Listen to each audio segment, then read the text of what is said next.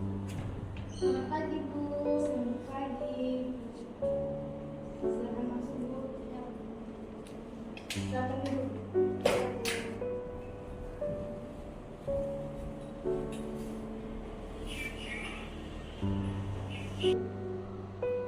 Gimana kabarnya, Bu? Baik, Bu. Syukurlah, Bu. Kalau begitu, Ibu, biar kita saling kenal. Perkenalkan, nama saya Irda Destariwalu sebagai petugas ahli gizi di klinik ini, Bu. Kalau boleh tahu, Ibu bisa memperkenalkan diri? Baik, Bu. Terima kasih banyak. Perkenalkan, saya Ibu Tuti dengan usia 29 tahun, Bu. Oh, bagaimana kegiatan Ibu sehari-hari, misalnya pekerjaan Ibu sekarang? Kegiatan saya setiap hari berjualan. Kebetulan saya punya warung sendiri, Bu. Oh, baik, Bu. Ada yang bisa saya bantu? Iya, Bu. Ada hal yang ingin saya tanyakan kepada Ibu gizi ini terkait dengan tumbuh kembangan anak saya sejak diberikan infasi pada usia 6 bulan. Nah, peningkatan berat badan anak saya itu cenderung sedikit dan tidak sesuai dengan peningkatan berat badan yang seharusnya. Kemudian data pengukuran tinggi badan anak saya dari Posyandu juga tidak mengalami peningkatan sesuai umurnya selama 6 bulan terakhir ini, Bu. Oh, bagus sekali Ibu datang ke sini. Saya akan membantu Ibu untuk mengatasi masalah gizi anak Ibu ya. Iya, Bu. Oh, kalau begitu Ibu, sebelumnya Ibu, apakah Ibu Tuti ada kegiatan setelah ini? Karena konseling ini akan memakan waktu yang lama. Bagaimana Ibu Tuti? Oh, kebetulan hari ini saya sedang tidak ada keperluan lain, Bu. Jadi tidak apa-apa. Oh, baiklah Bu. Konseling ini ada beberapa tahap. Yang pertama yaitu perkenalan, yang kedua pengkajian gizi, yang ketiga diagnosis gizi, intervensi dan monitoring evaluasi. Apakah Ibu bersedia? Bersedia, Bu. Kalau boleh tahu Ibu, nama anak Ibu? Nama anak saya Jet. Oh, Jet ya Bu. Tanggal kelahiran Ibu? Tanggal lahirnya 10 September 2016, Bu. Oh, iya Bu. Apakah Ibu Tuti membawa KI atau KMS? Oh, Bu. Boleh saya lihat?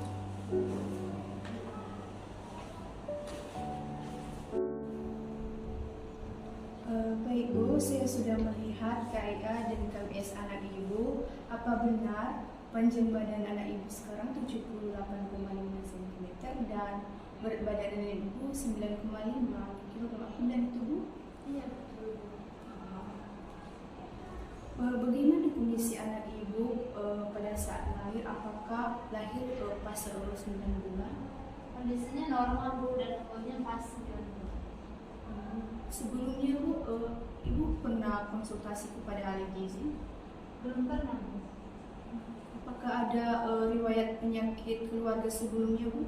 Tidak ada, Bu. Kemudian Bu, boleh Ibu ceritakan bagaimana makanan yang dikonsumsi anak Ibu di rumah? Makanan anak saya ini, Bu, dalam sehari itu hanya 2 kali, yaitu pagi dan malam hari, dengan nasi sebanyak 34 gelas, 1 butir telur dadar, dan pupuk sayur. Siang hari anak saya ini biasanya tidak mau makan, Bu, hanya makan snack seperti sosis atau wafer 2 buah. Kemudian minum susu. Terkadang jika di rumah ada buah pisang Ambon, dia bisa menghabiskannya setengah buah, Bu, seperti itu. Kalau boleh tahu Ibu, apa saja makanan yang disukai dan makanan yang tidak disukai anak Ibu? Anak saya ini hanya menyukai telur, sosis, nugget, susu, buah mangga, jeruk, dan pisang. Sedangkan makanan yang tidak disukai anak saya ini, anak saya tidak suka makan sayur. Kemudian biasanya diberikan kepada anak saya ini hanya kuning saja. Karena jika anak saya dia akan menolak dan tidak mau makan. Kemudian dia juga nggak suka daging ayam dan daging sapi karena sulit dikunyah. Sehingga jika diberi lauk daging ayam atau daging sapi tidak pernah dimakan. Baik Bu, saya akan baik Bu, sebentar ya Bu, saya akan melakukan pengkajian untuk anak Ibu. Baik.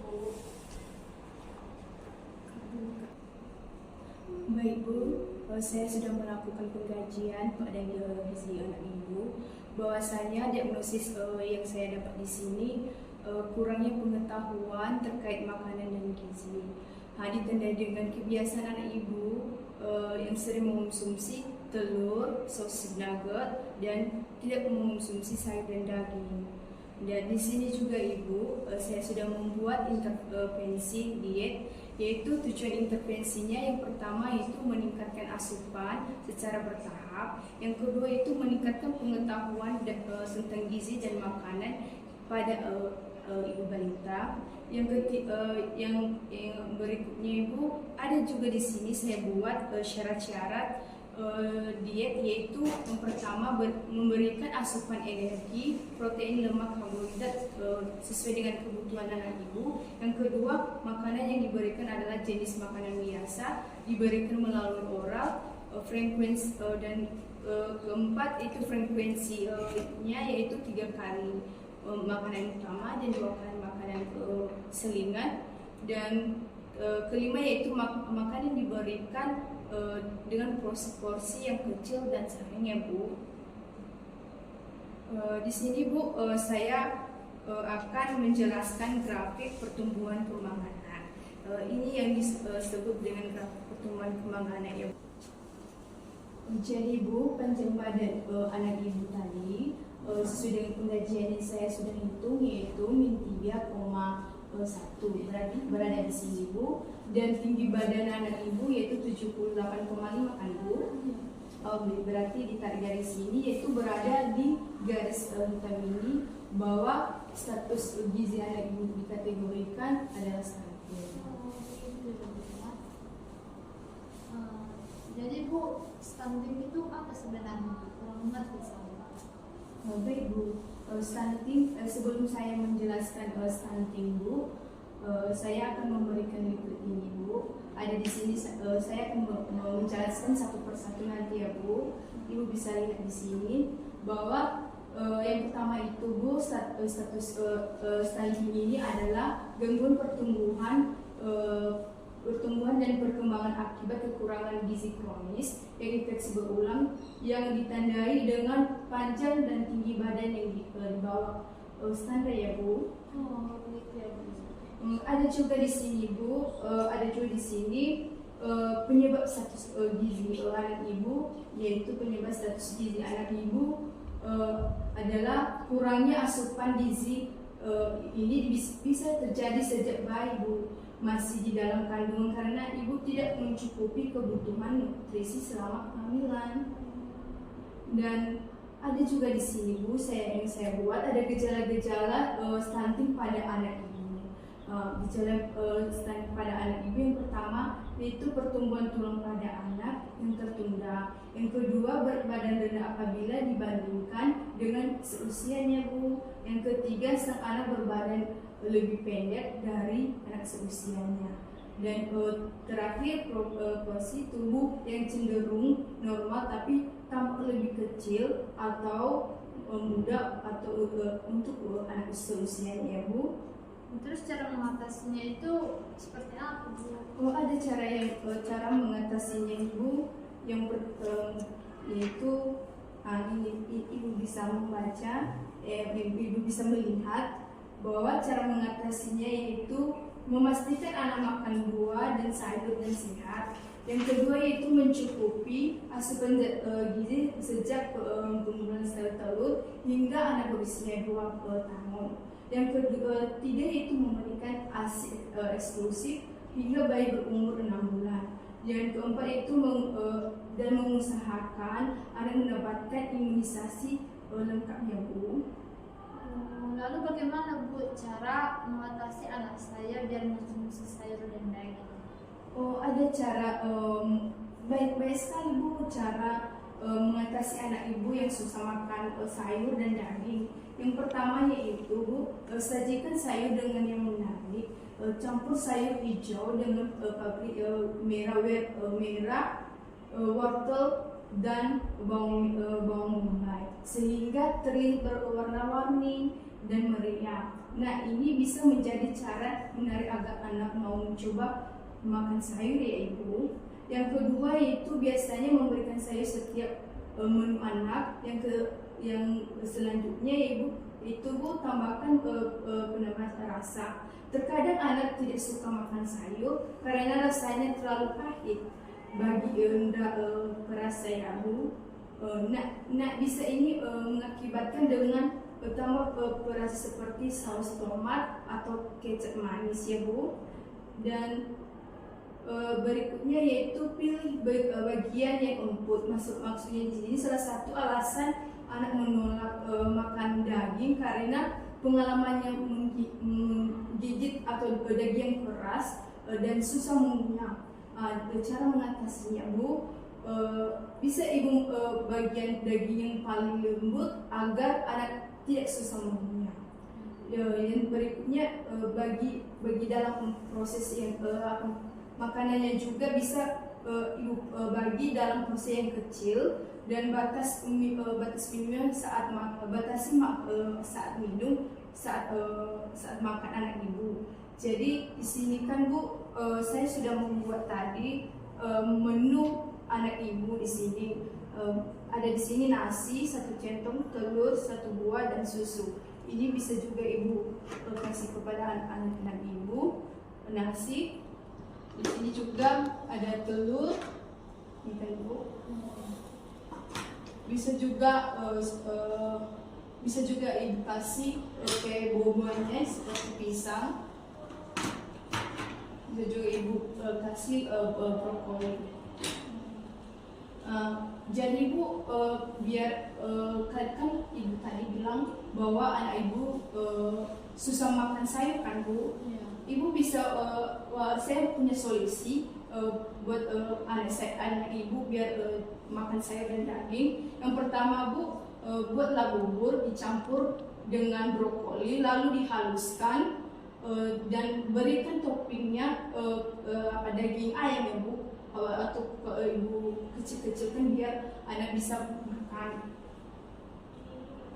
Jadi Bu, apakah dengan cara seperti yang ibu katakan tadi nanti anak saya mau makan sehari atau mau makan sayur sehari atau 2 hari atau setelah itu nanti dia kembali seperti semula seperti itu? Tidak perlu takut ibu, saya mengerti perasaan ibu, pasti khawatir. Saya pun jika menjadi seorang ibu pasti merasa hal yang sama.